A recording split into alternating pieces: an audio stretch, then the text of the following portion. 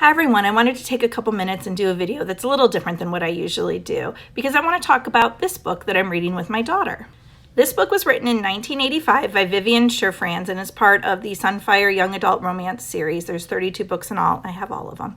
And they follow American girls throughout history, usually through some kind of natural disaster or like the Titanic sinking. This is Laura. She's 16 years old. She lives in Washington, D.C., and it's 1918. So World War I is going on. There is a flu epidemic, and there is also women's rights. Laura has two love interests. This is a romance novel after all. There's Joe, that she's known her whole life, who lives upstairs from an Italian immigrant family. And then there's Sean, who is the charming best friend of her brother who is overseas fighting in the war. The majority of the book follows Laura's involvement in the suffragist movement. In fact, at one point, she gets arrested and beaten and thrown in jail. And her two love interests have very different feelings on this. Joe is totally supportive of her. Sean is like, I just want more attention from you. And even Laura's mother and sister are against her involvement in fighting for women's rights. Basically, the reasoning is that there's a war going on. We need to focus our attention on our boys overseas. And Laura does do a lot to help the war effort, too. As the book progresses, the flu becomes a bigger deal. It starts off as sort of something that's happening in other cities and then moves into their city and then directly impacts Laura's family. And I want to read now from a part after her sister comes down with the flu.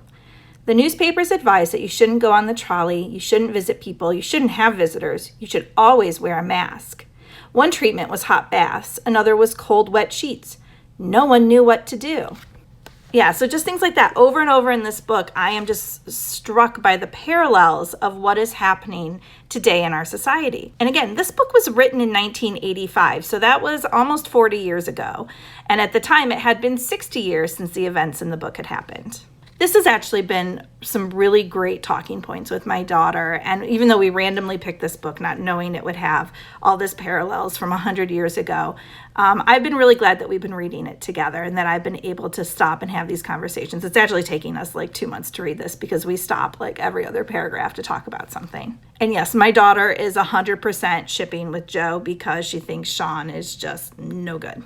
I do remember that when I read this book about 30 years ago, at the end I was left with a sense of relief that all that women's rights was behind us. The pandemic, that doesn't happen now. We have medicine.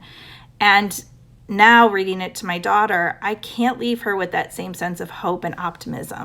Because reading this, we knew what came next. And right now, we don't know what comes next. So we're going to keep up the conversations for sure.